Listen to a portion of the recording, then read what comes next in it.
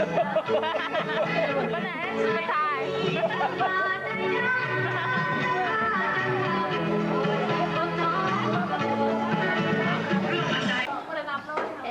วัดคือวัดคือเอาขึ้นไปเอาไปอยู่ไหนวัดคือลิ้นสงสารสิบ่อายเนาะกินเลย เอาไม้พุ่นไปบึงตัวนั้นพุ่ วัน ดคือลิ้นสงสารสิ ไม่ซอกอ้อมเหมื แต่ อน คนโตไปแล้วไม่กล้าวะ เศร้าตั้งแต่ตอน แล้วก็ชวนมาพ่อแม่ไปชวนน้าแม่ไปวัดคนไม่กล้าอยู่นี่จะมาเลยนะจะยังเงินแม่เลย ได้สมุนจักร เงินได้ ก็ได้ดีเลยไอ้พ่อตายแน่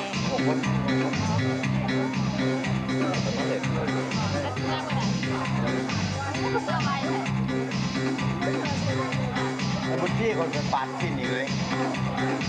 ก็ดีนะครับมันก็เก็บด้วย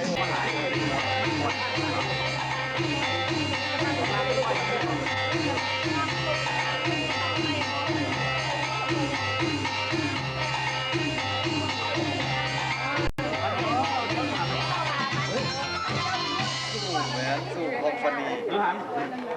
แล้วมีตัวเดียวแกเอาสื่อมาใช้แบบนี้ขายของเราด้วย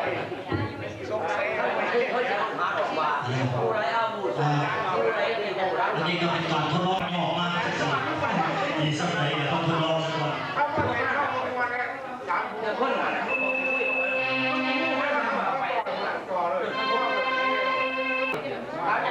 สามสี่คนน้อยเลยยอดคนแรกนะครับวอล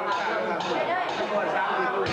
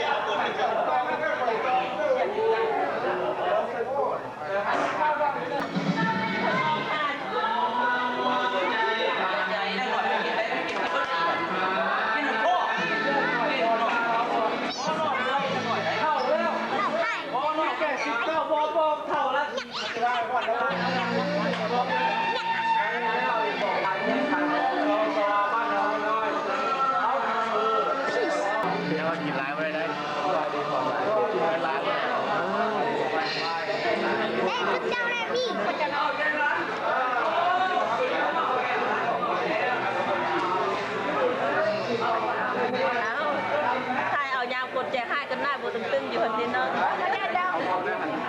โอ้ยสงสัยอันถ่ายดูมีจะกันเลยมันยิงในมูว่าไงว่าอายมูว่ามันว่าอายนะจ้าว่าคนเดียวเจ้าภาพเนี่ยพ่อจะได้เลยเจ้าภาพมันไหนมันดีแล้วเจ้าภาพอะไรนี่มันหลากหลายนอกหมายคนเลยใกล้นี่ก็เจ้าไก่นะ เจ้าภาพไม่ยอมเจ้าภาพก็ได้ทั้งดอยนะเจ้าภาพต้องยิ้มแบบบุคคลเด็ก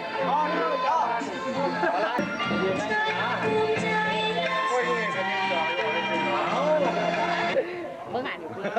เอาจักบาทเอาจักบาทเอาบาทนึง เจอแล้วเห็นเสียสูงเลย ชาวบ้านมาสั่นเลยวัด เอาไปใกล้ เรากินนี้ก็ไปชื่อไปเรากินตรงนี้ก็ไปชื่อไอ้บุญกี้ไปยิ้มให้แม่เว้ย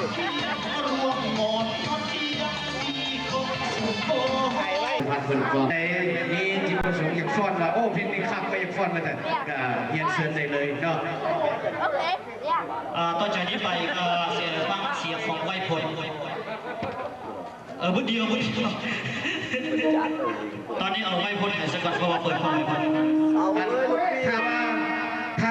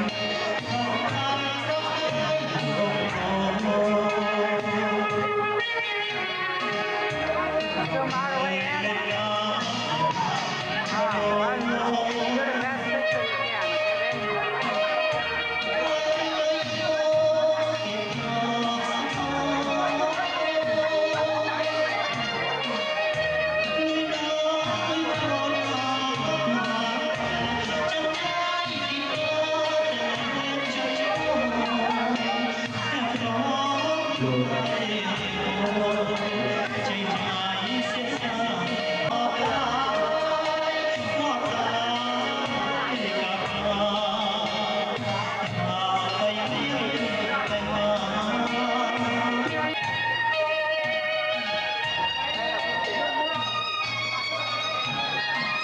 ต้อนรับทุกท่านที่มาร่วมในงานในค่ำคืนวันนี้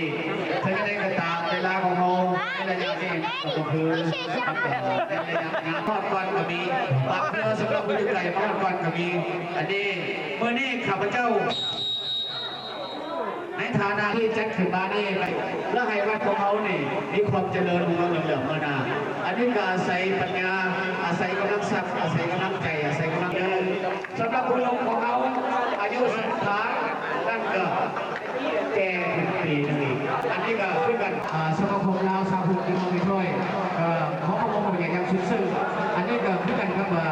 บ้านพี่เมืองนอกเนาะสิ้นไฟป่ามาทางมาหาพี่กินข้าวกินปลาพวกข้าพเจ้าไปพูดกันกินกัน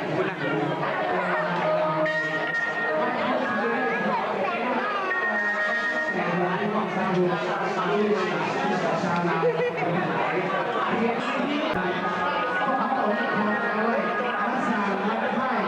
มันตีไปเรื่องบ้านเราบ้านน้องช่างมาเจ๊เห็นไหลก่อน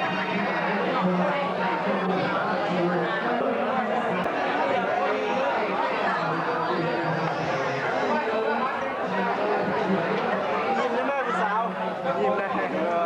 ได้แน่อายุใกล้ใช่ไหม ได้รับเลยได้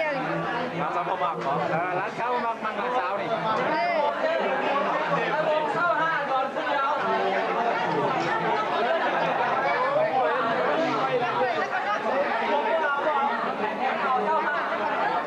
ถ่ายบ้าง